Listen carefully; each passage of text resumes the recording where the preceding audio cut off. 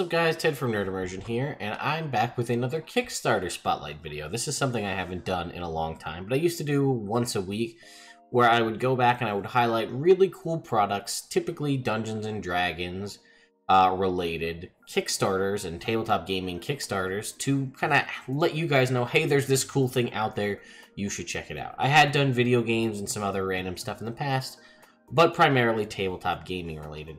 And I'd like to bring your attention to yet another new one run by a friend called the Lost Dragons 3D Printable Fantasy Dragons. So what we're going to do, we're going to jump over here, and you can see right now there's 8 days left to go, and it has totally crushed its initial funding goal.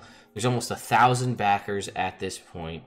And basically what you're getting here is you are, I guess I should say this up front, you are not paying to get minis, you are paying to get files to use to print minis. And that is really only useful to those of you who have a 3D printer or access to one on the regular. And we'll kind of go through this here. So October 8th, which was yesterday, message to new potential backers. Project was funded in 2 hours. As of late, we've unlocked 15 dragons, plus 6 alternate poses, plus 8 Dragonborn Minis, plus all the other remaining stretch goals. As a thank you, all $40 plus backers will receive the Spike Dragon. As another thank you, 20 plus backers will be receiving the Duncan Shadow Louca Zombie Dragon, included in their pledge as a freebie. New Phase 4 stretch goals have been announced. All Phase 4 stretch goals are based on backer feedback. And 5 new social stretch goals, aiming for more Dragonborn mini models and maybe even more goodies. And then we've also already unlocked the first social stretch goal, bringing our Dragonborn miniature total up to 8.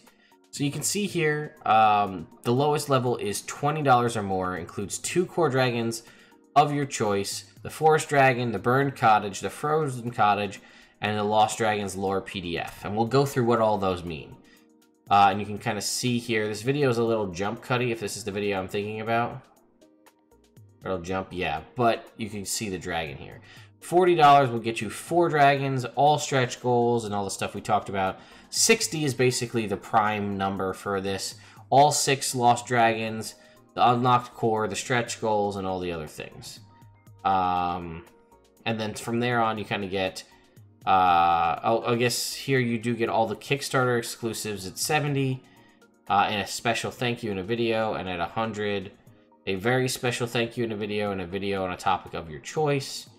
200 is more for, you know, people who have merchants, I guess, like if you have a shop, like a gaming shop or something of that nature, but exclusive commercial printing rights for 12 months for Kickstarter models.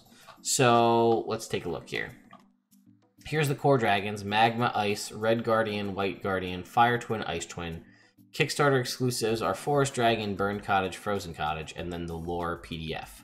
Which is awesome because not only getting cool new dragons, but you're getting those cool new dragons and then also lore to use them in your game.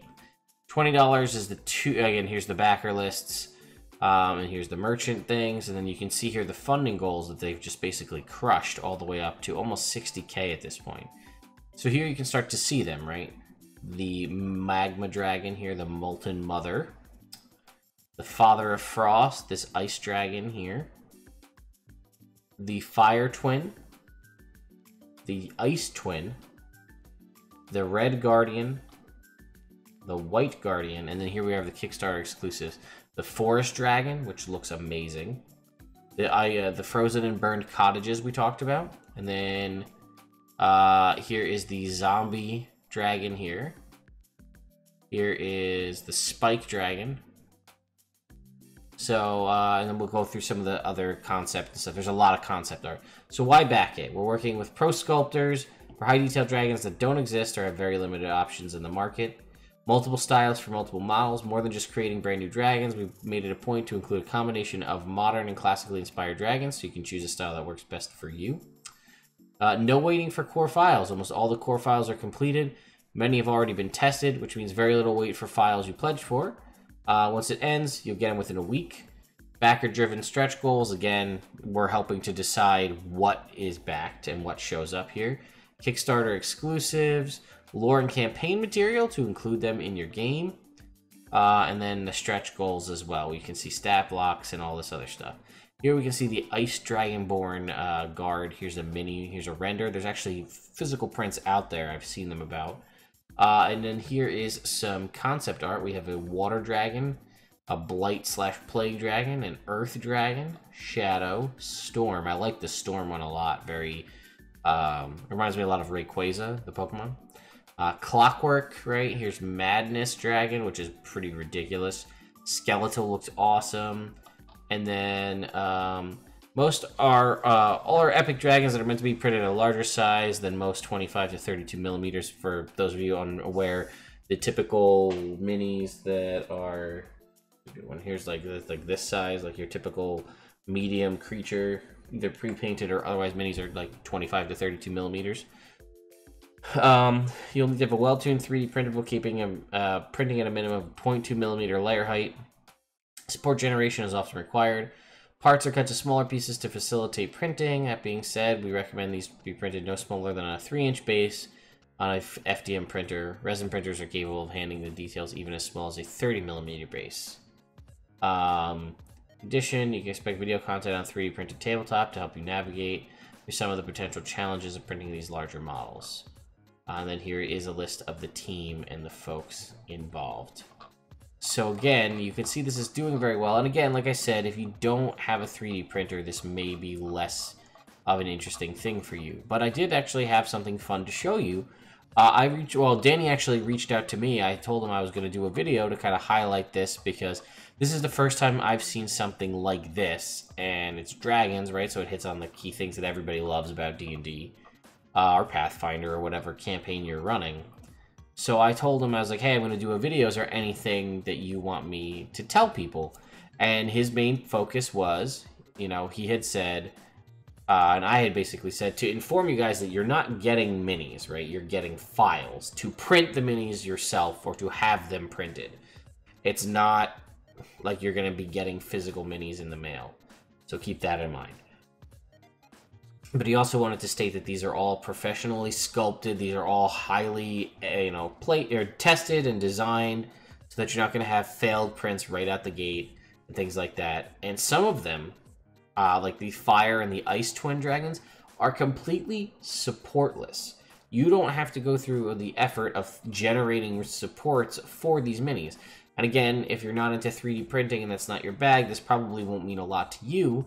But to be able to print something as massive as one of these dragons without adding any supports at all, that's pretty crazy. And I actually have printed one right here. So Danny actually sent me the files for this Ice Twin Dragon, and you can see I printed it here on my FDM printer, and I think it came out, I mean, look at that, right? That's pretty freaking sweet looking. And to give you a comparison, I'll zoom it in on the close cam in a second here, but here's that same 25mm Monk mini. Look at the size comparison of this guy. This thing looks pretty badass. So let's go ahead and jump in a little close, throw a light on over here, and we'll get you guys a nice close-up of this dragon. I mean, look at this. This thing is crazy. Look at the size of this guy. This is the Ice Twin. And, you know, this isn't going to probably do a great job of getting you super up close to the, to show you all of the detail. But this was printed on my FDM printer. It was printed at 0.15 millimeter layer heights. Printing at anywhere between 25 millimeters or 20 millimeters per second to 40 millimeters per second. At around, I think, 50% infill percentage. And you know, this printed in 4 parts, right? You got the head was a piece, the 2 wings were pieces, and like the neck and the base, all of this, the neck, the body, this whole piece was all one piece. So I printed this thing relatively quickly. You know, I can't remember the exact print times, but probably less than 48 hours for this whole thing. And I actually had to shrink this down This is 90% of the original models. The original model was so tall from the base of the wing to the tip, it actually was larger than the print bed of my 3D printer. So I needed to shrink it down to about 90% to give myself enough leeway to make sure it fit. And again, I did have a fail. I don't think I have the parts anymore, because the first time around I tried to actually print the whole thing at once, both wings, the base, and the head all at the same time. And that led to just a big mess of print disasters. I think I have a couple extra heads. You know, I printed some extra heads in different settings to see what I thought would work best, but they all pretty much came out the same. And again, I did this in completely layerless. So the head, the whole base, all the way up to the neck, all printed flat, you know, or right on the bed with no layer or no supports of any kind. The wings did come with a little pre-generated support, which was more tree-like than your traditional support. So I just printed it like it was, and this wing, from here all the way up, printed in one solid piece. And again, I'll see if I can get this in a little close here. You can see that there's not really much in the way of... there's a little bit, you can see there's a little bit of gaps there in some of the face pieces, but like, I mean, you could even see like the... You can see I didn't go through the effort of fully cleaning all of this up because I really wanted to show you guys this too. You can see there's a little bit of kind of things I could just file or sand away, but like you can see the veins like in the wing flesh of this dragon. But yeah, I mean, this is not 100% layerless. You can see here, right, there's some layers, a little bit of mist extrusion there. But I mean, look at that for the most part. And I just glued this together using, what did I use? Do I have it near me? Yeah, I used some super glue. Used Loctite super glue ultra gel control. I was trying to use some contact cement, but it kept losing its grip and it didn't really work out, so I just ended up switching to super glue. But you can see that this is like, this is nice and this looks good. Like, look at the veins here. And a little bit of a mist extrusion right there. Nothing too much to worry about though. It can't be fixed with painting or a little bit of green stuff or Bondo, but I mean, guys, this mini is fantastic. I cannot wait to throw this thing at my players. Look, it just looks so epic. I'm gonna have to go through the process of priming and painting this, but this should be a joy to do. So I just wanted to showcase this, that again, I'm no 3D printing expert, right? I have a 3D printer. It's a hobby printer. It's off to the side here. It's a FlashForge Creator Pro. I wanted to throw that out there just so you guys are aware. But yeah, FlashForge Creator Pro. And like I said, I'm not a mini machine. I'm not a 3D printing expert.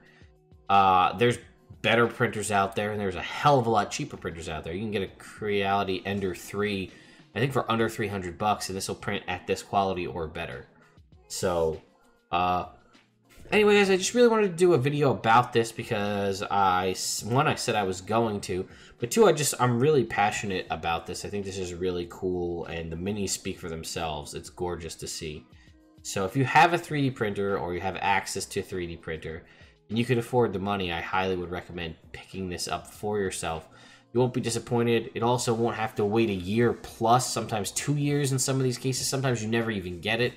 In the case of some of these Kickstarters where the fulfillment takes forever, you'll have these within a week or two after the end of the after it's over. Just need to provide an email where to send the files. So, or excuse me, they may be just downloadable on a Dropbox or something like that. So anyway, guys, I hope you enjoyed the video, and I'll see you next time.